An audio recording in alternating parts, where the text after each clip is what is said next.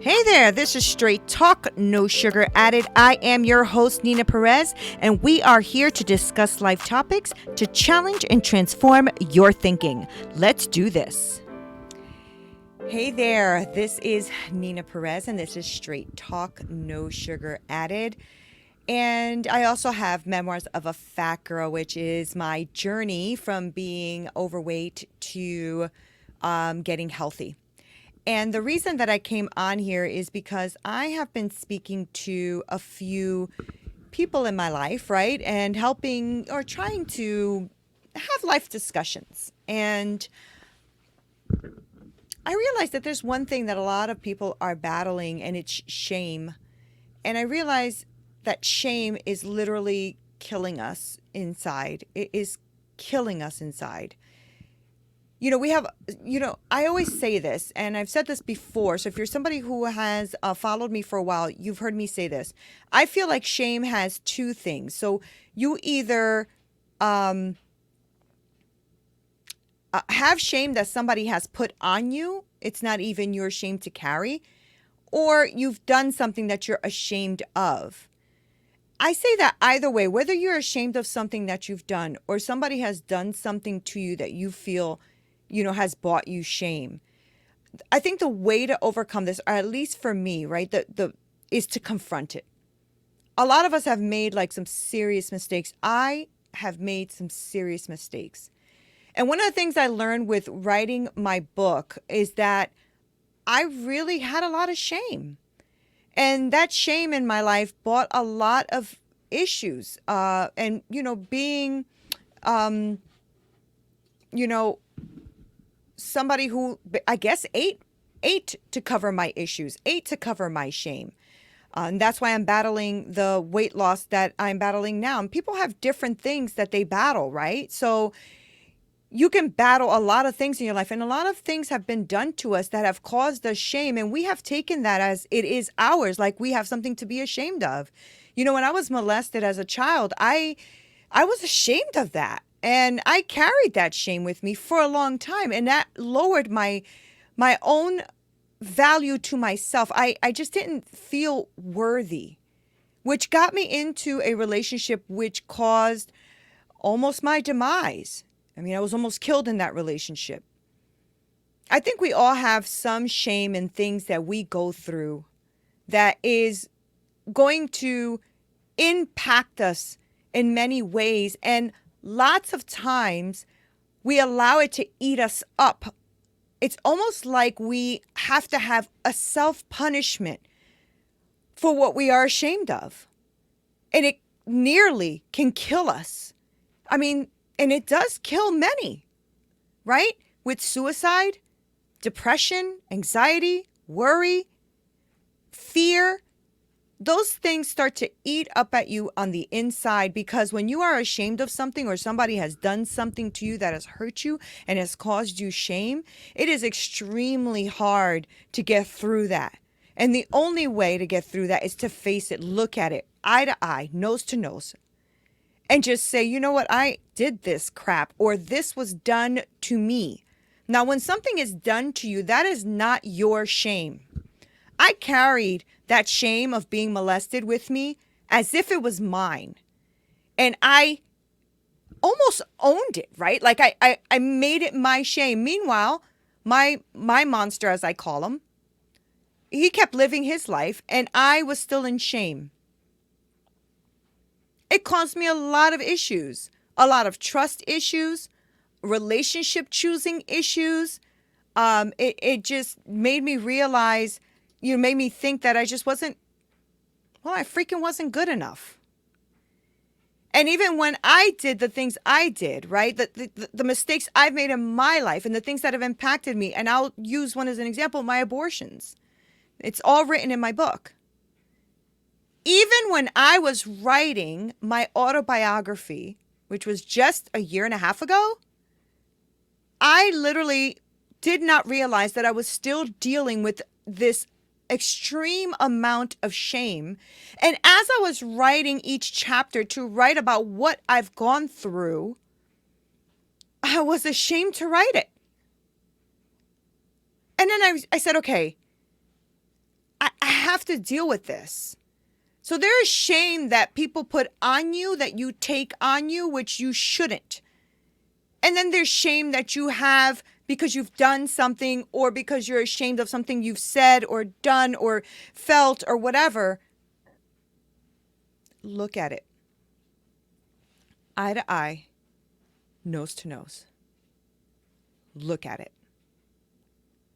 It will not go away unless you face it and make it go away. How do you do that? Well, you look at it. You say, damn, I did this. Own it. It's self-awareness. It's knowing that you are not perfect, that you have made some crappy ass decisions, that you have said and done really crappy things. Own it. Once you can own it, once you can see it, once you can look at it and say, whoo, yo, this is heavy. You can now start to dismantle the power that it has had over your life. The power that it has had to pull you back. The power that it has had to make you depressed, to make you anxious. Now, if you're somebody who's on medication, please continue to do so. That's not what I'm saying. But it doesn't relieve you of the fact that you have to face it. You may have to take medication. A lot of people do. I was almost at the edge of having to do that as well. I dealt with depression and anxiety in a very big way in my life. It started to hinder me even going to movie theaters because I felt enclosed. I felt claustrophobic. I couldn't take it. I thought I was having a heart attack. I even went to the hospital for that. Shame. Shame. And I didn't realize that I was living in shame. So dealing with depression, dealing with anxiety. And then when I was dealing with that, I didn't put that back to what my stepfather did to me when he molested me. I didn't put that back to when I went through what I went through when I had the abortions that I didn't want to have, but I had anyway. I didn't put all of that depression, anxiety, worry. I thought it was a sick situation and circumstance, right? All struggling with finances or whatever. But no, it's deeper. It's deeper. Shame will start to eat at you from the inside and literally start to slowly destroy you. You have to face this monster and you have to look at it in the eye and you have to dismantle this crap. Because when you start to take your ownership for whatever it is you're ashamed of or whatever somebody did to you, then you take ownership of that and you say, oh, hold up a second. Yeah. Let me tell you, I struggle still saying the words that I've had abortions because they're multiple. It is just at the tip and at the edge of making me feel ashamed. Regret? Yes. Ashamed? No more. I gave it to God. And I need to own my crap because if that's what I did, okay. That's what I did. And I wrote it in a book, right? So as I was writing in the book and I realized that I was still dealing with this immense amount of shame, I was like, whoa, wait a second now. How do we get rid of this? Shame is heavy. It weighs on you. It will eat you up. One of the things that I've discovered about releasing shame is I actually looked at it and said, okay, what part of this is mine and what part of this is not mine? My stepfather molesting me is not my shame. That's on him, not on me. So I had to dismantle that in my life, look at it and say, okay, he molested me. I was a child. I will not allow that power over me anymore. That needs to be dismantled. That is not on me. That is on him. The stuff I did, I need to look at. This is what I did. Damn. This is what I did. And this is what I did. Okay, how do we deal with this? The first step for me, forgiveness.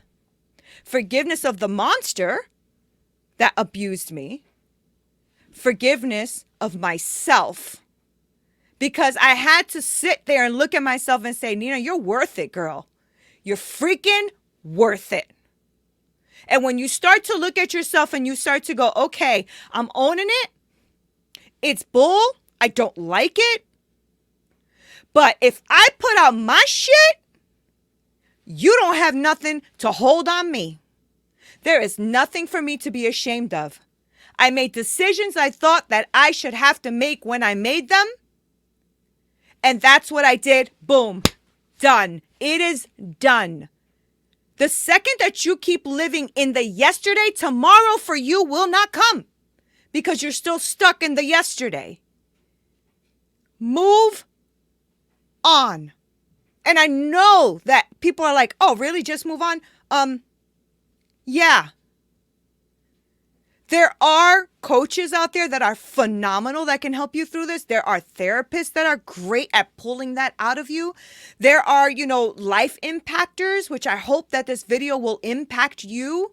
But I promise you, you cannot stay in your crap and not own it and think you're going to have this amazing future moving forward. You may reach it, but it is really going to be a hard road as opposed to owning your stuff and saying, you know what? Yes, I did A, B, C, and D. And why don't you go ahead and try to hold that over me? Because you can't. Okay? And the reason you can't is because I already own my stuff. I am sure that in my future, I will have more things that I will be ashamed of. I'm sure of it. But I am also sure that I am correcting my mindset to look at that and say, is that shame going to take me down? I think not. Put yourself in a place where you look at what you did and say, can I change anything? Because if you can't change it, stop worrying about it. Release that. Let it go. You cannot change it. Now, if it's something that you can change, own it. How can you change it? Did you ruin a relationship with somebody that you really loved because you did something really jacked up and now you're ashamed of it? Own it. Okay? And say, you know what, I did A, B, C, and D. Maybe I can, apologize. Maybe I can fix this. I don't know. But own your shit. Own it. When you own your stuff, nobody got nothing on you. Nobody can bring you shame. Because when they try, you're like, oh, I'm sorry. Already been there, done that. Wrote the book. Everybody read it. Already know. That's what you do. You own it. But what you don't do is sit up in your stuff day after day, night after night, boohooing after boohooing. And I did this. That's why I'm saying it. Sitting there crying, depressed, having anxiety and worry, being sick to your stomach because you are sitting in your shame and your shame done already happened. You have to let stuff go. You have to start releasing. I do it through prayer. I don't know what you do it with, but I encourage you to do it more. Damn, I am very much ashamed of a lot of things I've did in my life. A lot of, being in a domestic violent relationship for I think it was 6 years where the man almost killed me, but I kept going back and I still loved him. When he put the gun to my head, I still loved him. And do I feel ashamed? I should have known better, but I didn't. So you know what I did is now when I looked at all of the stuff I've done wrong, when I looked at everything I've been ashamed of, when I looked up everything that I've gone through, I say to myself, okay, now you got all that information. What are you going to do about it? Are we sitting in it? I think not. It's a new day. It's a new year. Nina's moving forward. And so I encourage you to look at what you've done if you have done stuff that have brought you shame. Because, man, we always have something we can think about that we're sitting there and we're like, oh, I wish I would have never done that. We all have it. I don't care who you are. Everybody has it. And that kind of stuff, if you don't look at it, own it, and start being okay and comfortable with the fact that you effed up, You are going to start, it starts like eating at you inside like a cancer. It starts to literally eat you from the inside out. I want to encourage you to look at it differently. Look at the shame and say, what did I learn from this? How can I move forward? What can I do? Be stronger, be wiser, think logically. Don't boo-hoo and feel sorry for yourself. Don't do it. I think you probably have been doing it long enough. I know for me, I did it for years, boo-hooing about myself. Ridiculous. Done. And I know that more shame is going to come in the future, so I need room for the shame that's going to come in the future because I'm a human being. And we're all going to say and do things we don't like. We're all going to say and do things we don't appreciate. We're all going to say and do things we're embarrassed about. We feel stupid about. And that's why a lot of my content, some of the stuff I had out there from like a couple of years ago, I don't agree with anymore, but I'm not taking it off online because it shows my growth. It shows how much I've grown, and it shows the stupidity when you don't think about what you're talking about, and I'm good with it. I'm not ashamed of it. At first I was going to go delete everything. I said, wait a minute, hold on. Let's own it. Let's own it. What are we doing? I own my stuff. Own your stuff and move forward. Shame will kill you if you don't. So I encourage you to please sit quietly, look at your stuff. See if there's something in there that's really irking you and getting under your skin. And maybe that's why you have certain behaviors that you have, whether it's, addiction to something, whether it's eating too much, whatever it is, that we all have like our little vices that we do to cope with shame. I encourage you to look at that. And if there's somebody that you need to release in forgiveness, release them. You ain't got time. Tomorrow's coming. Let's have a good future. We've already gone through many years from this day back, right? I mean, done. Let's go from here forward. Own your shit and crush shame. Don't let it kill you.